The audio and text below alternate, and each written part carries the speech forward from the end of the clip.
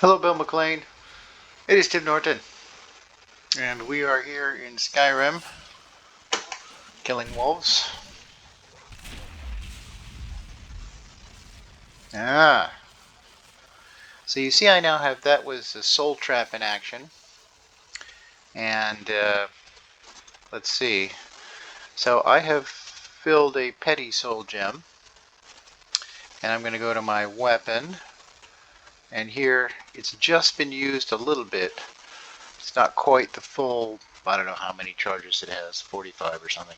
So in order to recharge it, I press T, and it says, it gives me a list of souls I have, and then I charge it, and easy peasy. So it's charged. And that's how you recharge a weapon. And recharging a weapon, by the way, is one of the things that um, levels your enchanting. So the three things that level your enchanting are recharging a weapon, creating an enchant, and then disenchanting something and learning the enchant. So those are the only three things, and they are all equal. None of them give more or less enchanting experience. They're all the same. Let me make sure I'm on the correct difficulty here. Yeah, let's make this a little bit harder. This is what the game defaults to. It's pretty good. Adept is pretty good. But I was trying to kill something. I was tired of dying, so I lowered it. So in here, we will find a human. And this is... will we find a human? There's a dog. I almost killed my dog. And then here's a... Oh, take that! Now, in theory, that's filled my soul gem. Let's have a look. Blackstar is empty. Why is the Blackstar not taking souls? That should have filled a soul.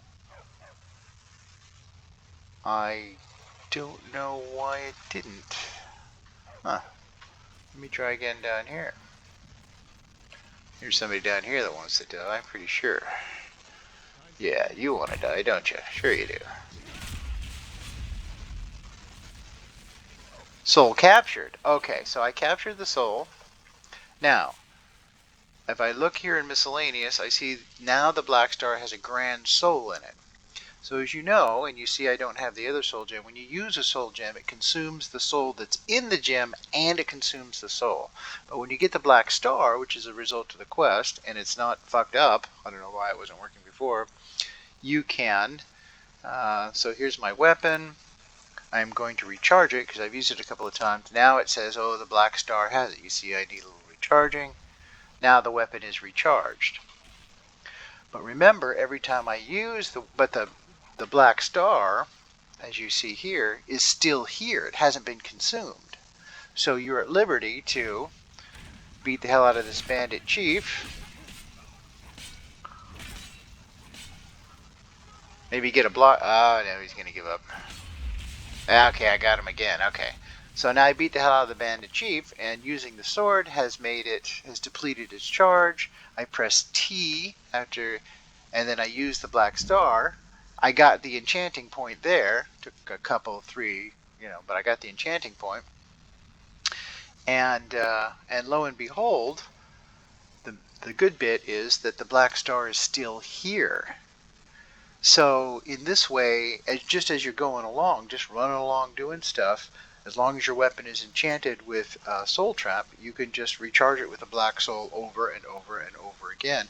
And this basically levels your enchanting, uh, whereas otherwise you wouldn't be doing it at all. Because remember, recharging a weapon, disenchanting or enchanting, no matter how valuable the enchant, no matter how valuable the disenchant, it's all exactly the same amount of experience for your enchanting.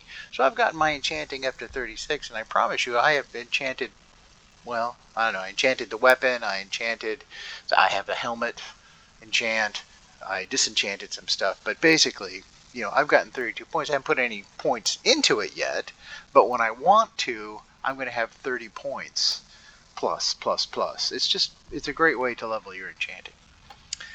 Um, The other thing maybe I could show you and still keep the video fairly brief is that when you go into your inventory and you click on weapons, it shows you the damage you're doing and the carry weight and the gold. But if you click on apparel, it shows you the armor rating and then the carry weight and the gold. Yeah.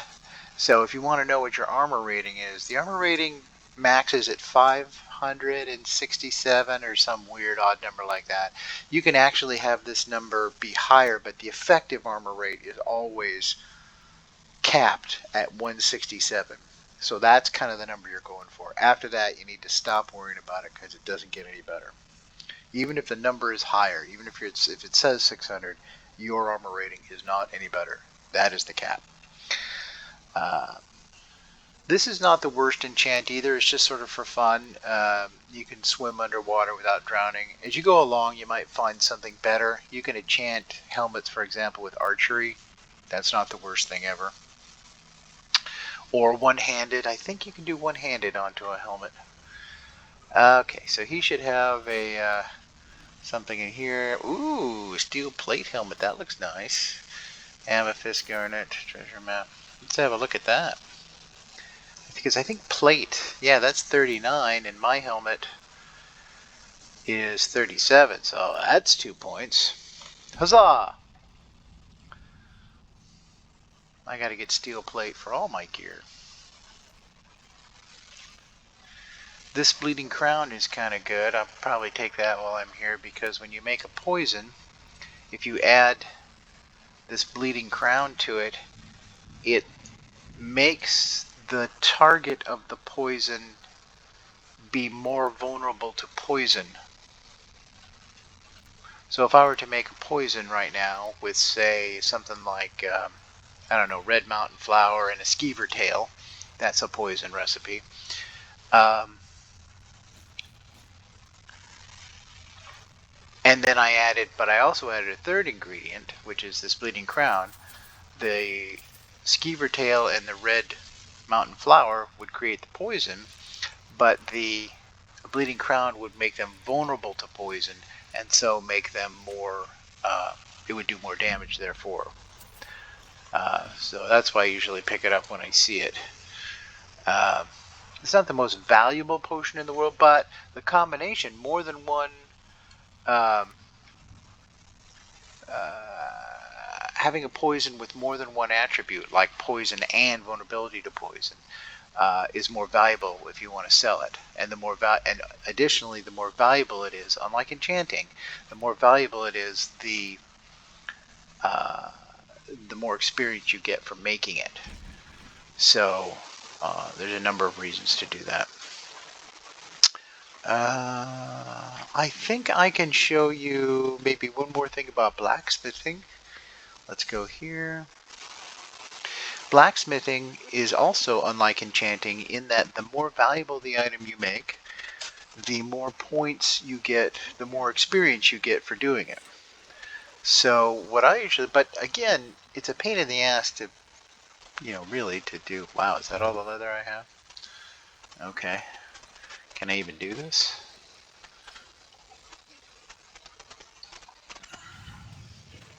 Alright, well, I can show you. So keep the skins from the animals and turn them into leather and leather strips. So this is bracers, and you see where it says bracers, leather bracers, and then it costs 1 leather and 2 leather strips, and it's worth 25. A helmet, on the other hand, costs 2 leather, but only 1 leather strip. The number next to it is the number I have. I have 5 leather strips. But this only costs 1 leather strip. But see, here's 2 leather, I have 1. It's 1 leather strip, I have 5. But this is 60. So if I make one of these, it costs me only 1 leather instead of 2, and 2 leather strips instead of 1, but I only get 25. So if I made 2 of these, it would be 2 leather strips, 2 leather and 4 leather strips, 2 leather and 4 leather, and it would be worth 50. But if I make the helmet, it's 2 leather and 1 strip, but it's worth 60. So it's less cost to make the helmet, but more monetary value and therefore more experience. The other one is leather armor. You can also make this, which I think the way I've done it comes out the same. So 2 leather helmets would be 120 points of vendor value, of cost value. And it would cost me 4 leather strips, 4 leather, and 2 leather strips. Whereas the leather armor cost me 4 leather and 3 leather strips. That's an extra leather strip. So is it worth it? I don't know. I usually just make the helmets. But the leather, it's a coin flip. But that is the calculation you need to do for everything. So if you're going to make an iron thing, the dagger only costs 1 ingot and 1 leather strip, but it's only worth 10. Whereas if you make the axe, I don't know where the axe. Here's the war axe. It's 2 iron and it's 2 leather strips, but it's 3 times the value. It's 30 gold instead of 10. So I would say it's more efficient in terms of getting smithing experience to make the war axe than it is. So that's the calculation you need. But the best way to go for leveling is here, is this jewelry business. Jewelry uses gold bars and silver bars. So keep all the gold and silver, turn them into bars. So here's I think a ruby gold, it's a silver ring. Okay, a flawless sapphire and a silver ingot is 580. And you remember we were grubbing for 60 value. This is 580. Now, the thing is, you're not going to find a lot of flawless sapphires. But if you keep all your gems and you keep all your silver and gold and you make these things, I'll give you an extreme example. Here's a diamond ring. That's a diamond and 1 gold ingot. That's 900 gold. So these are good. They don't weigh anything. Just throw them in your inventory. Store them in your house, and then when you get a bunch of stuff, when you get a lot of gold, a lot of silver, a lot of gems, come down here and make these, and these will bounce your smithing quickly. This is really the way to do it. But the thing about the skins, while it's not as efficient as the gold, is that you kill these wolves and deers and shit all the time anyway. They attack you at random, and if you get any good with a bow, basically you need, I don't know, 30 points of archery or something to, which are pretty easy to get early in the game. You can just shoot deer as you're walking to wherever you need to go. And then you just take it and just throw it in your inventory, turn it into leather. And that's kind of the point of that, is not that it's the most efficient way to level, but you're just going to sell that stuff anyway. So you might as well turn it into a helmet, or I guess a leather chest armor, and then sell it to the vendor. That way, at least, instead of just selling it and get the gold, you turn it into something, get the smithing experience, and then you sell it. So you still get the money, but you get the experience anyway. And that's the key with all these things, with alchemy, with enchanting, with keep the materials, wait until you get a ton of them, and then do it.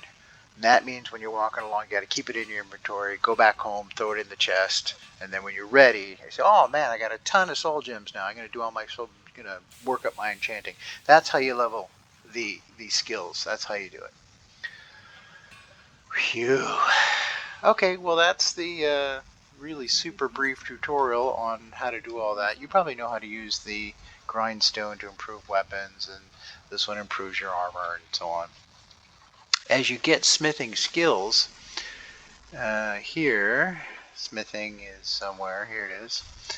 So when I go to improve something, if I were to take this and I go to improve it, I would improve my steel a lot more if I had a point here. Ditto, so if I have dwarven, when I make the item and then go to improve it, if I have the actual skill, the dwarven smithing skill, it's going to improve it. I can make dwarven stuff whether or not I have the skill. I'm still capable of doing it, I just need the materials. But this makes it better when it's produced and when it's improved. No wait, I can't make, I'm wrong, I can't make the dwarven. I can't make a thing I can't make. So I can't make steel. I can only do iron and leather and jewelry. But now if I had this, then I could do all those things and dwarven. Here I can do this and the orc and smithing. And so on. Okay, I think that's it, man. I'm having so much fun making these. I hope you're enjoying listening to them.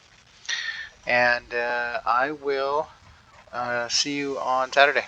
Bye now.